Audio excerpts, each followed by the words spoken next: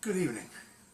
Tonight we're starting a project. It's probably going to be over the course of the next 3 days getting it completed. And we begin with this. Or should I say 5 like this. For those of you who don't know what this is suet. I discussed this in a previous video about making tallow.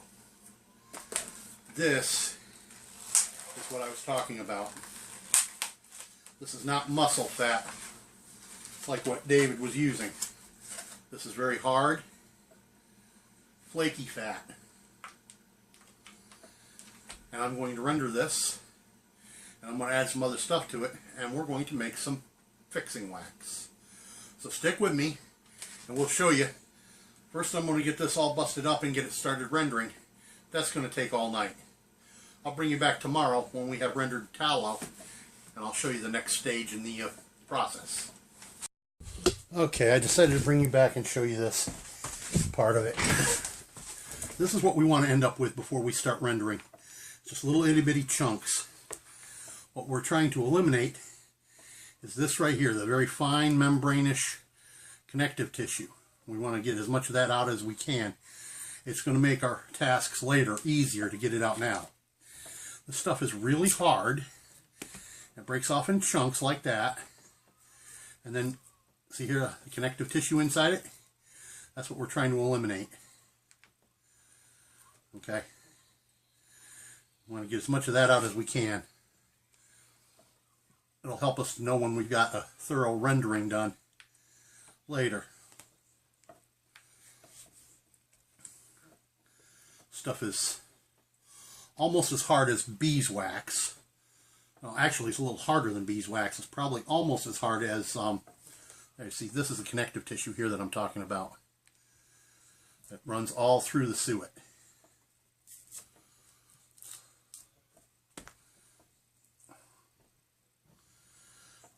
It's almost as hard as paraffin wax. Almost, but not quite. And that's why when the tallow is rendered, and if it's allowed to set up just as tallow, it will be as hard as a bar of ivory soap. But I'll show you that tomorrow. So, this is what we're after here, is these little chunks of the suet fat without the connective tissue.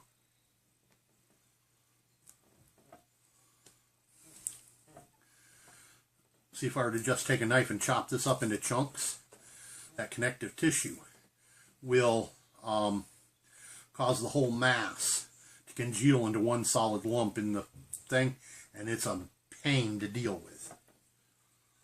But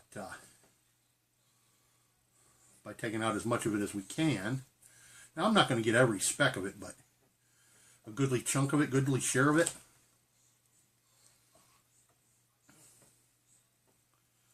And this is going to give us the best tallow right here.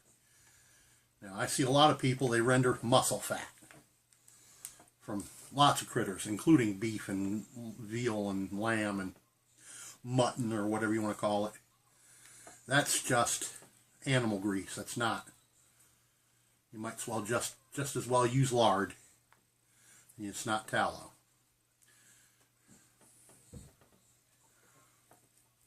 Tallow comes only from kidney fat, and generally speaking, only from beef and mutton. The other thing about removing all the connective tissue, it forces you to break it down into these fine bits, and it renders faster and better. So, and that's what we want, even though I'm going to be using a crock pot. If I just put in these huge chunks, it would take days to render. Well, a day and a half, 2 days. By doing this, tomorrow noon at the latest. This will be rendered and ready to go. Now I'll probably use half a cup of water to start this in the bottom of the crock pot, and that's all. Shouldn't need more than that. And by tomorrow morning, that half cup of water should pretty much be gone.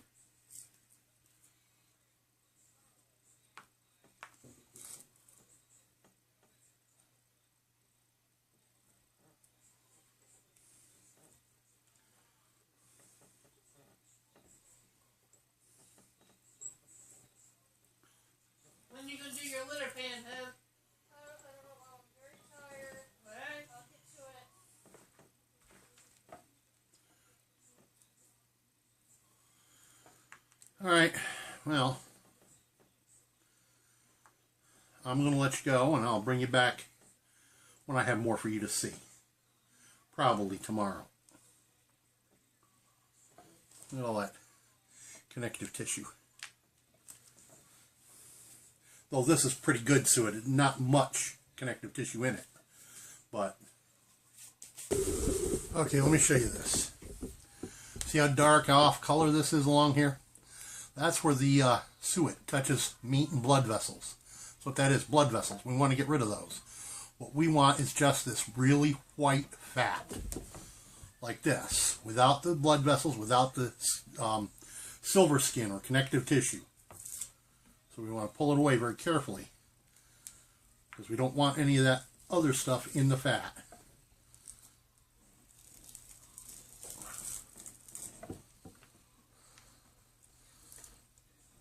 This off-color stuff, we want to get rid of that. What we want is, like I said, just the pure white fat. God bless it.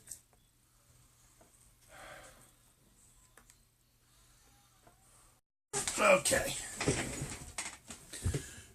Now, I was showing you about how nice and lily white this suet is. But here's the thing. The reason we crush it up is to eliminate this. I was telling you about the blood vessels and such. If we put that into the crock pot, our resulting tallow would not be nice and white. It would be some off shade. And that isn't good for anything. What we want is this part, the really white suet. And that's why we pick it apart into chunks, removing as much of the connective, big pieces of connective tissue as we can, because that's where the blood vessels will be. These little bits here, that's not going to hurt anything. They'll come out in the strain out. But this here, that's a blood vessel. We want to eliminate that part. But from this other end, this little bit of connective tissue that's in amongst it here, that's not going to hurt anything. That'll come out when we run it through a wire strainer. That'll be fine. Like I said, it's this right here, this big chunk of connective tissue with that huge blood vessel we want to eliminate.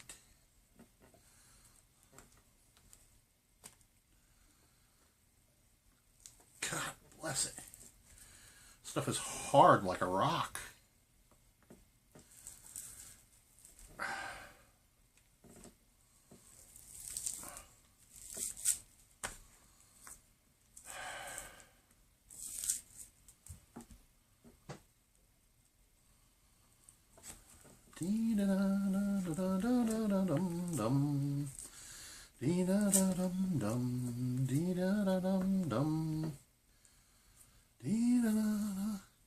Now this chunk right here, this is a lot of connective tissue, but it's also got a lot of tallow mixed up in it, or suet that will be tallow, and that huge blood vessel.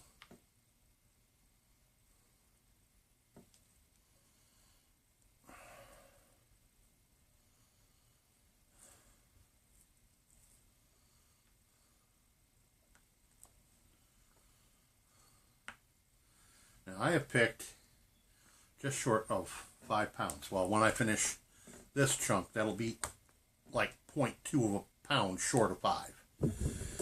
And let's see if I can give you a look inside the crock pot. Okay, that's what 5 pounds of picked, or mostly 5 pounds of picked suet looks like. And once I get done rendering it sometime tomorrow afternoon, it's probably going to be about 1.5 to 2 quarts of tallow. Oh.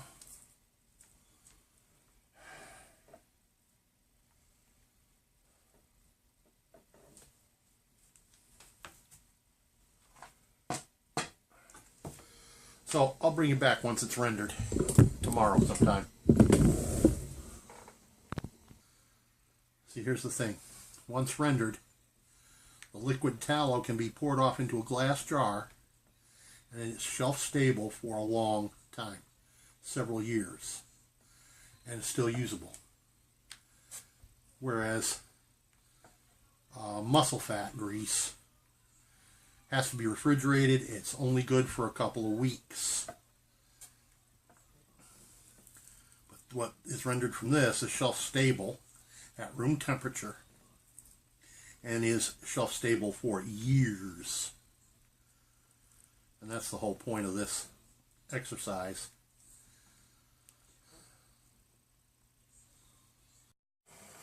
Well, good morning. It's been almost 10 hours. And this is what we have now. Now, when I last showed you this crock pot was 3/4 full of the broken down suet.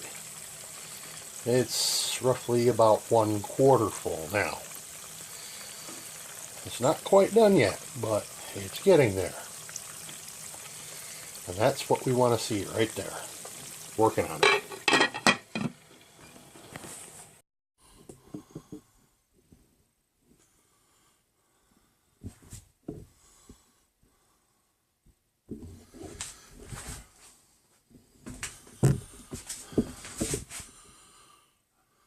Okay, I had started this, and apparently the camera shut off on me.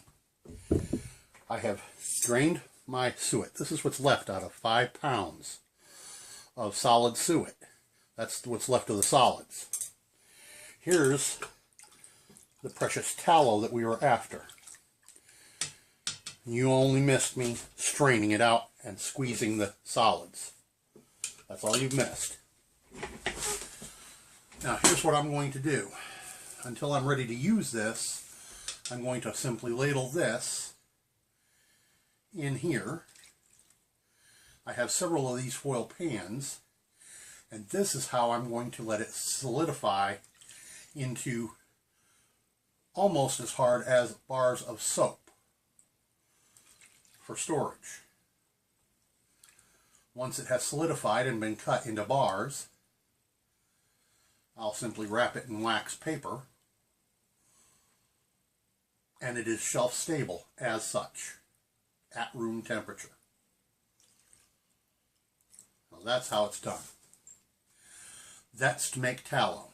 And let us be clear, boys and girls, tallow as such has 1,000,001 uses, not the least of which was during the time of the voyageur. We're talking back in the 17 and 1800s. These are the men who went out west for the Hudson Bay Company and so on, trapping furs. They would mix, they learned this from the Native American peoples that they met. They would take tallow and beef jerky that had been pounded into powder and mix it to a roughly 50-50 mix, tallow to jerky. This mix, while soft, would be added to, would be put into parfleche bags, rawhide bags, and packed just as tight as you could get it. Now, mind you, we're talking about it's mixed when the tallow is liquid like this, and packed in while it's soft into the parfleche, just as tight as they could get it. This way it would be airtight.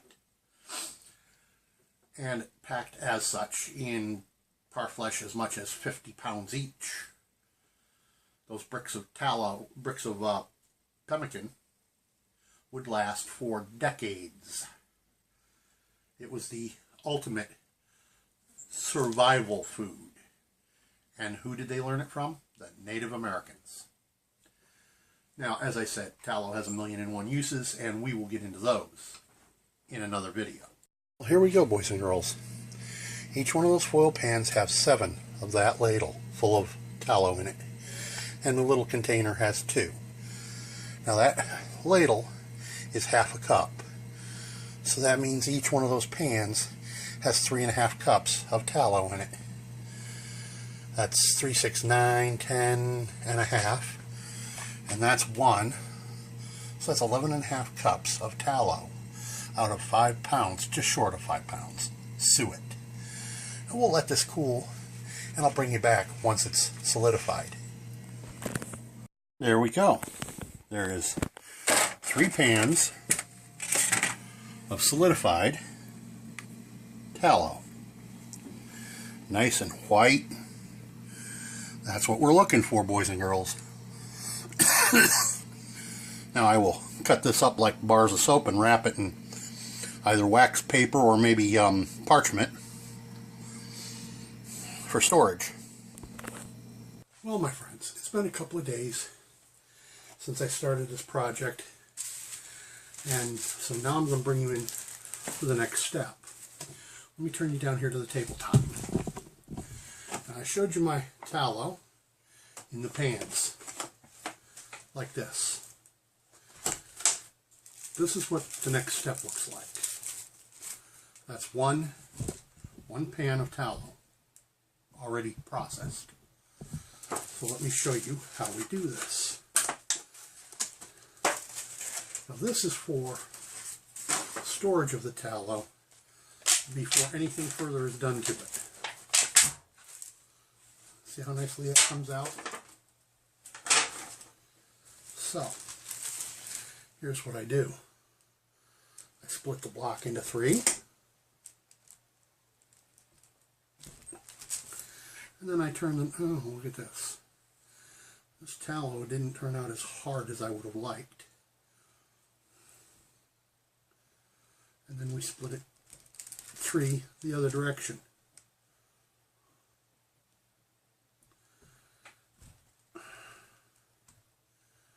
But that's okay that it didn't quite turn out as hard. I've never actually had suet that was that good, so this is a new thing for me here.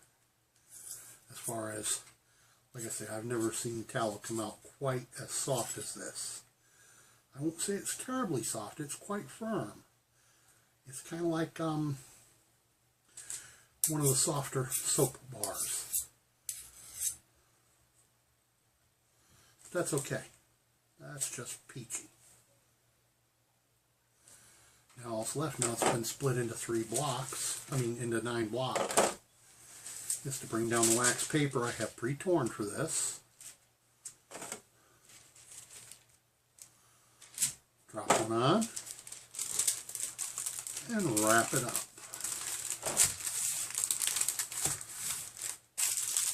And then fold it over with a butcher's fold. Now, that's how I like to store the tallow. Let me do this again so you can see exactly how I do this.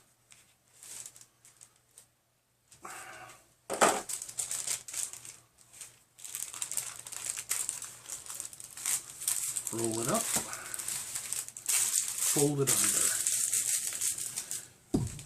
under, and simply add it to the pile. Now, that still leaves this container. Now these little bricks, 9 of them, and I told you it's 3.5 cups per pan, so that'd be about 2/3 of a cup in each brick, roughly.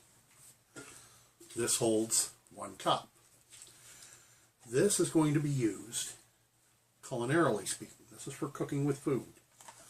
The rest of this will all probably, in likelihood, be used for making things like fixing wax. But I'm going to probably be storing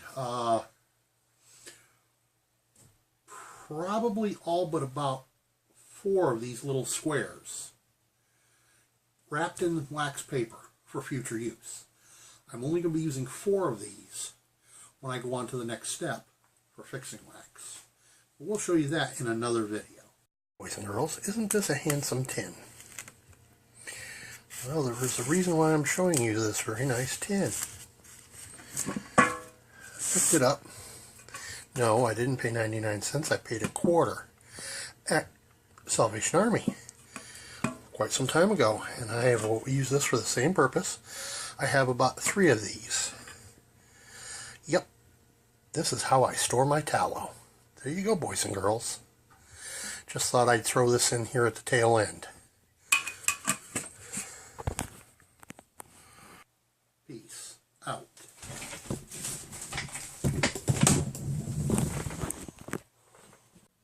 By the way, don't forget to